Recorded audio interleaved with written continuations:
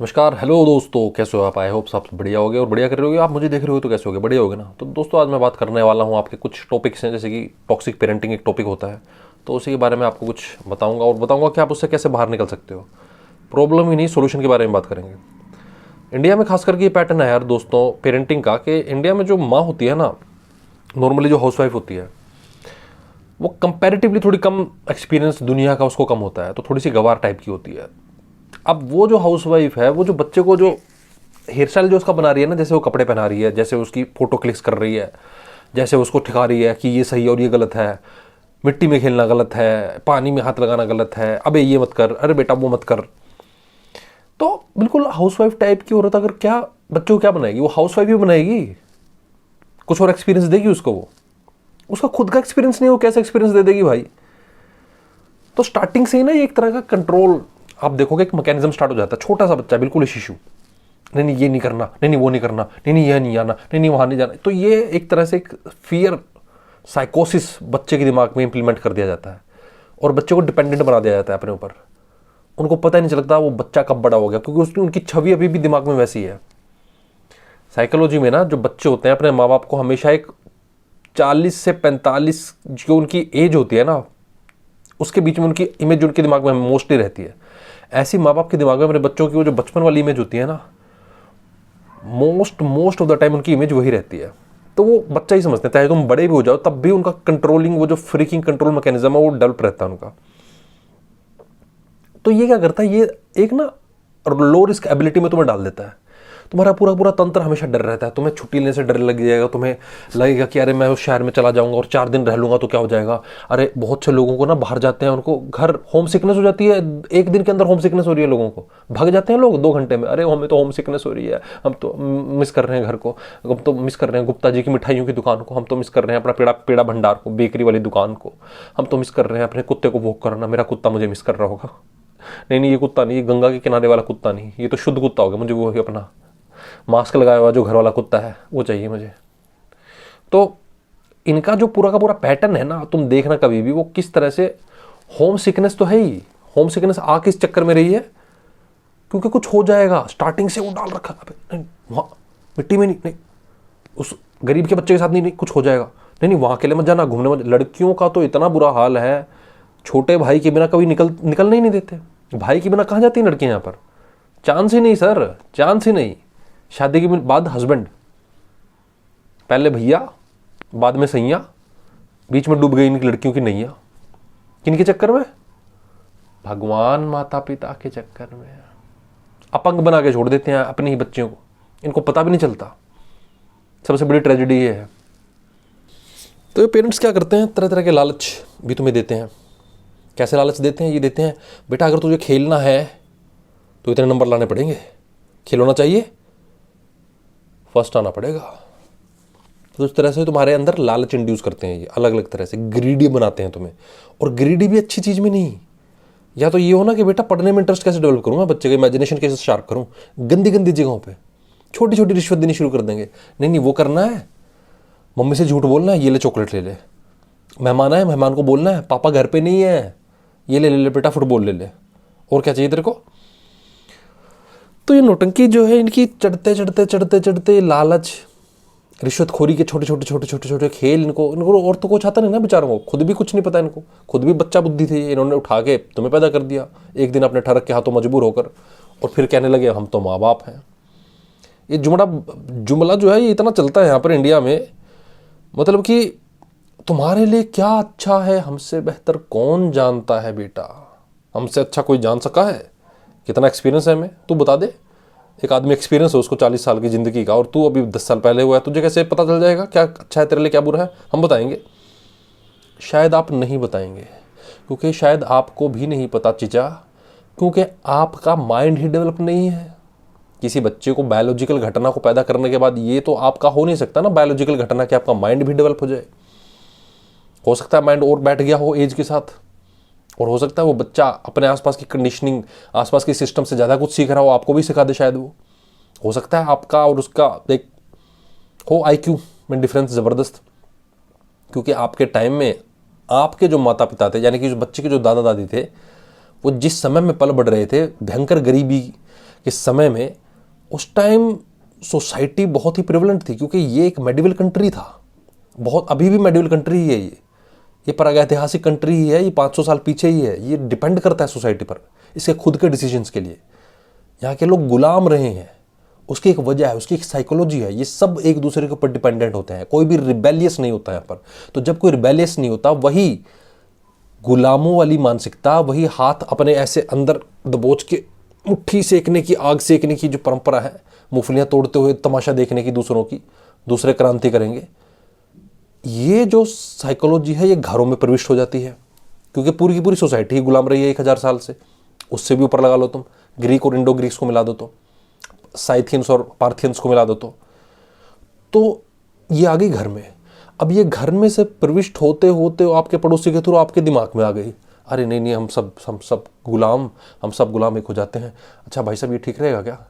अच्छा शादी करवा दें, कहीं वो तो नहीं आ जाएंगे घोड़े लेकर, अब्दाली पब्दाली तो नहीं आ जाएगा?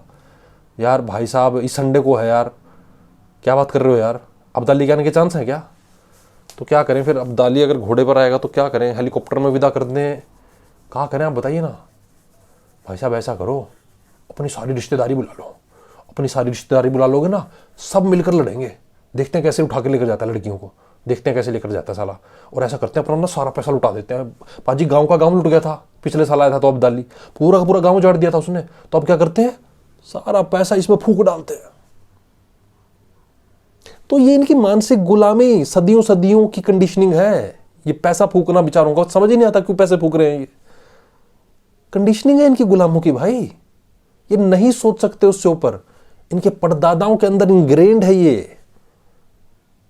इनको दिखाना पड़ता है, लोगों को बुलाना पड़ता है। सोसाइटी गुलाम, मैंने बताया ना रीजन क्या है इनके, कहां से इनके रीजन सारे बेचारों के।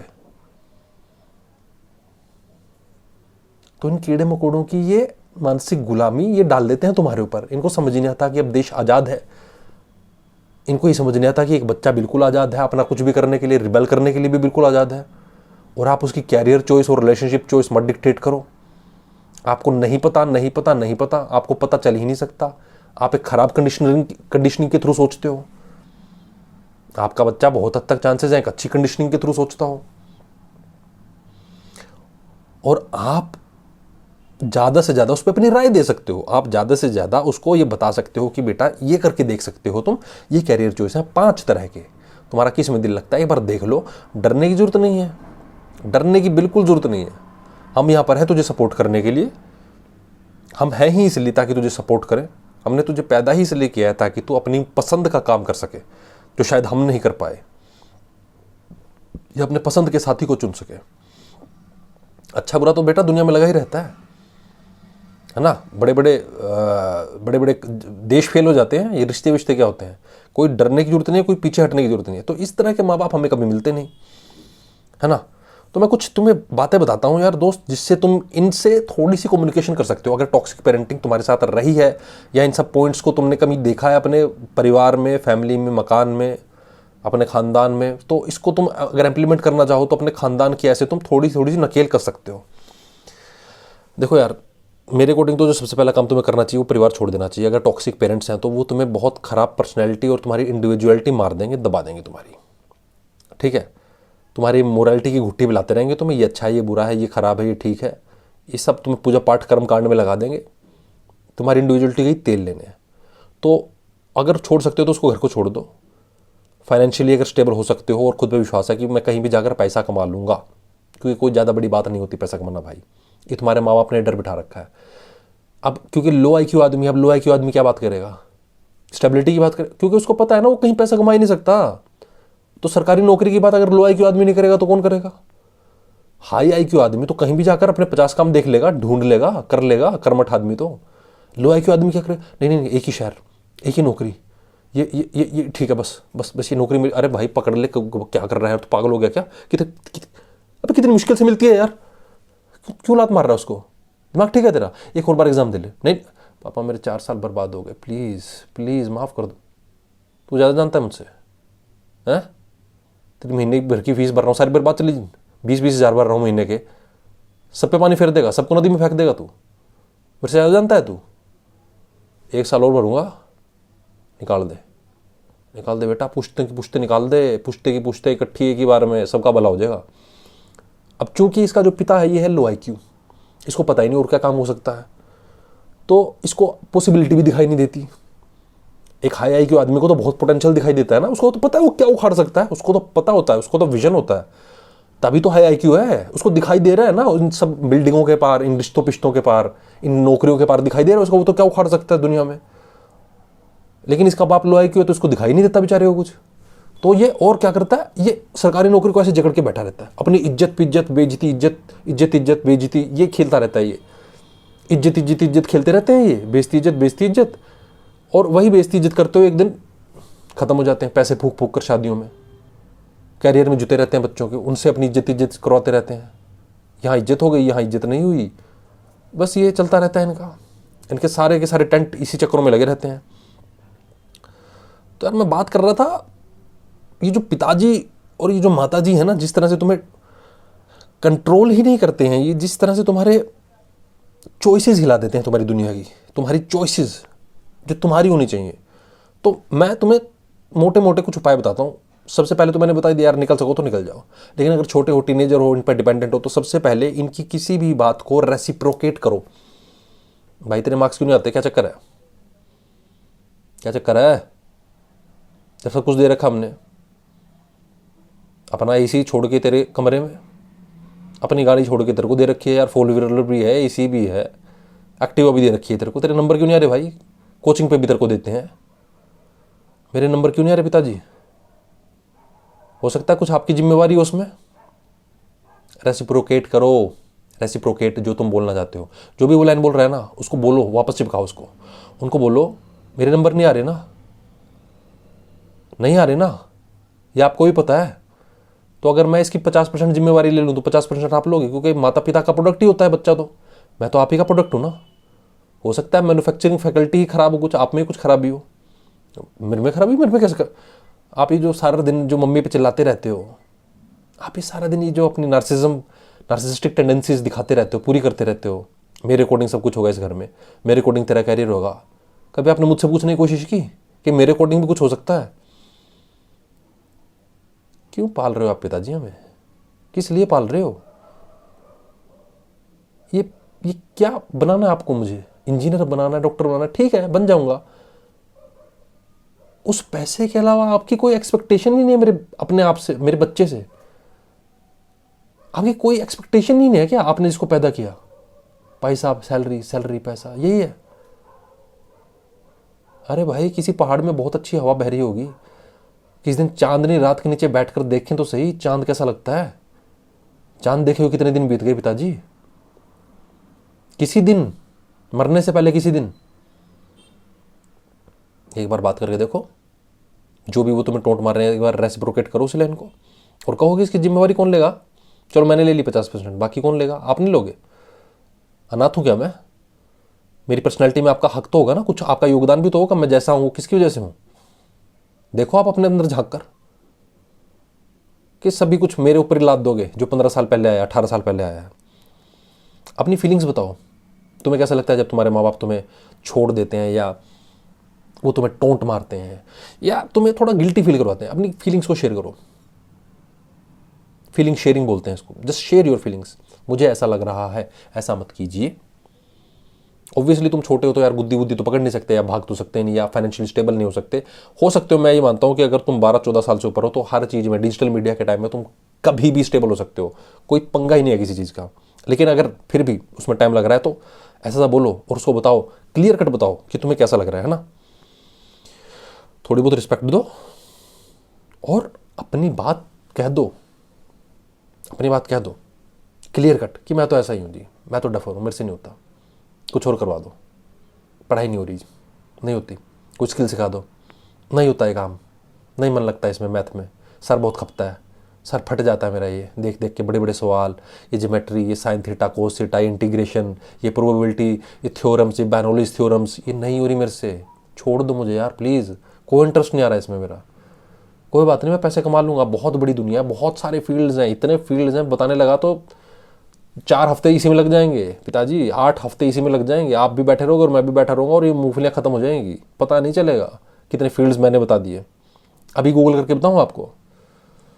तो पिताजी मुझे माफ़ कर दो, है ना, आपका IQ आपको मुबारक, आपकी जैसी ज़िंदगी आपको जीनी थी आपने जी ली। मैं थोड़ी सी एक्सपेक्ट कर रहा हूँ कि थोड़ा सा अच्छा भी खा लूँ कुछ, है ना, थोड़ा सा देख भी लूँ आसपास, इतनी बड़ी दुनिया है, कब तक ये ज्योग्राफी में नदियाँ देखते रहूँगा, सतलुज ब्रह्मपुत्र, ये थोड़ा देख लूँ मैं भी निकल कर एक बार, थोड़ा देख लूँ थेम्स नदी लंदन में कैसी लगती है, बड़ा सुना है इनका, है ना। तो देख लो, आप मुझे कहीं भेज सकते हो, आप मेरा कुछ कर सकते हो कहीं और, मतलब मैं या घर में रहूँगा तो देखो आप जैसे हो जाऊँगा, आप चाहते हो आपका बेटा आप जैसा हो जाए, वो भी अपनी पत्नी पर ऐसी ऊंची आवाज में बात करे, वो भी अपनी पत्नी पर हाथ उठाए, वो भी अपने बच्चों पर सारा दिन चिल्लाता रहे और कुत्तों की तरह मजदूरी करता रहे। या हम कभी खुश हो सकते हैं, हम कभी एक हैप्पी हाउस होल्ड बन सकते हैं? पिताजी आप मुझे बताइए प्लीज़, मैं जानना चाहता हूँ कि क्या हम कभी एक दूसरे को सपोर्ट करेंगे जी जान से, या आप सिर्फ मुझे एक पैसा बनाने का टूल देखते रहोगे पिताजी? इसके अलावा क्या मेरी इस घर में कोई हैसियत और कोई औकात नहीं? क्या इसीलिए पाल रहे हो आप मुझे? क्यों पाल रहे हो आप मुझे? ये सब इमोशंस दोस्तनी जब तुम निकालना शुरू करोगी, तुम्हारे पिताजी माताजी पर इसका असर पड़ेगा। वो कहीं ना कहीं तुम्हारी बेसिक चाहत उनके पास है, लेकिन उस लो IQ और उस गंदी कंडीशनिंग, जो गुलामी की मैंने तुम्हें टेंडेंसी बताई थी हमारी, जो हमारे बहुत ही पुरातन एक हिस्टोरिकल, एक साइकोलॉजिकल हमारा साइकोसिस रहा है, एक फियर साइकोसिस रहा है सोसाइटी का, जिसकी वजह से वो इंडिविजुअलिटी ऑफ देयर चिल्ड्रन को टोटली अवॉइड कर देते हैं, काट देते हैं। इस चीज़ पर आप उनका ध्यान दिलाइए कि मेरी ये इंडिविजुअलिटी है, मुझे ये ठीक नहीं लगता, मुझे ये ठीक लगता है, और उससे आपका निकल जाना बहुत बहुत हद तक ठीक है।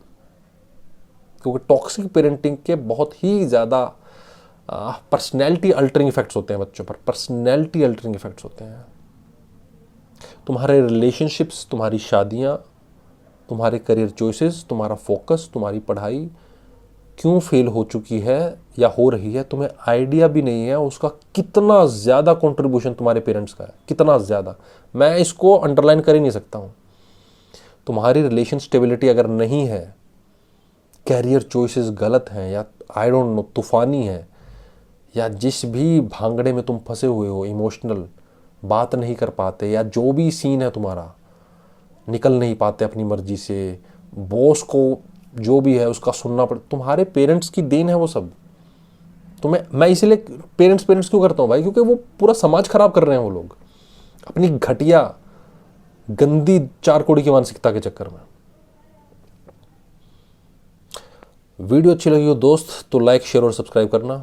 और जो मेरे पॉइंट्स थे, अगर तुम्हें किसी भी रूप में तुम्हें लगता हो कि वो मददगार हैं, और तुम्हें लगता हो कि वो एक्चुअल में वैलिड पॉइंट्स हैं और प्रैक्टिकल एप्लीकेबिलिटी है उन सब की, तो चैनल जरूर सब्सक्राइब करना, क्योंकि तुम्हें आगे जाकर ऐसी ऐसी वीडियोस मिलेंगी जो ना सिर्फ तुम्हारी सहायता करेंगी जीवन बदलने में, बल्कि तुम्हें और तुम्हारे माता पिता को बेहतर रूप से समझने में। धन्यवाद।